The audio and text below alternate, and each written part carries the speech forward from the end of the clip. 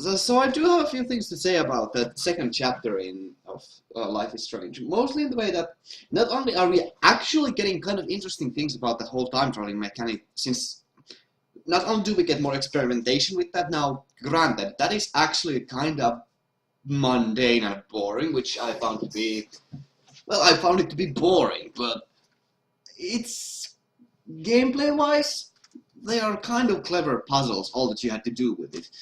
Even though they are very mundane, they are not saving someone's life. Now, a really cool thing about it that I did like was the fact that they actually went to have some side effects, and the fact that she cannot exactly abuse that power all the time, and there will be limitations on that. That is pretty cool, and especially since that led to Kate's death. That is a very effective way to create drama there, and the fact that you are relying on so much that you can just explore every branch in the conversation tree freely, and then that's taken away from you. That is a really cool way to do it. I really do like that. Quite a bit. Now, that doesn't still mean that the dialogue is still often rather cringeworthy, and it is still kinda plain, actually kinda boring, and just very, very basic, and actually probably one of the worst parts of it. It's just so average. But whatever, it serves its function rather well, especially if they bring more of those kinds of moments in the future.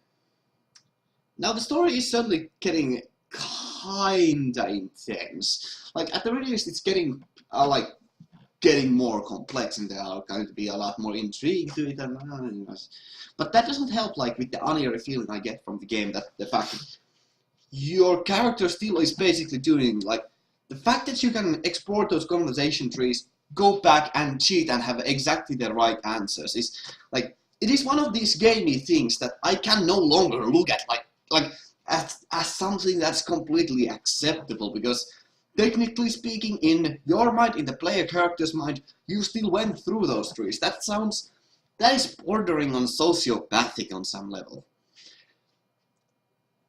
That's really peculiar. Again, sound design is pretty good and all that, so they do have interesting moments there, and they have some kind of interactive like elements with nature. It is like, I do feel like this episode was far better than the first one. However, that's not to say that it's an amazing chapter, but it is like these two chapters have been kind of a good experience at the very least. Like they have been, certainly have been fun. So take that as you wish.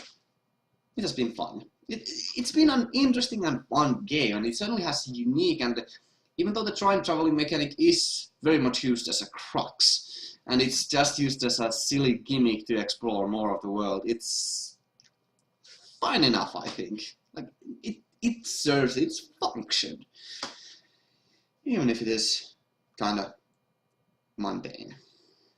It's good. It is exactly just like good.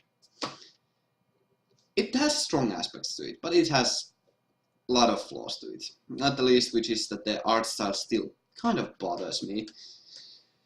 I do like Chloe though. T-Bay Fong has a question.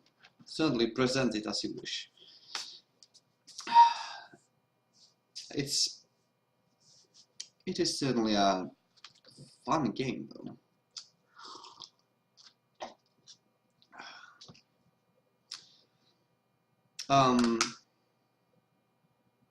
Do you have to run a game in Windows mode to record it?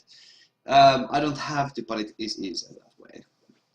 But yeah, like it's a good game. It's a fun game, I think. Like, it's not the most exquisite, but it is a unique experience after all. So that's pretty good. This is pretty good.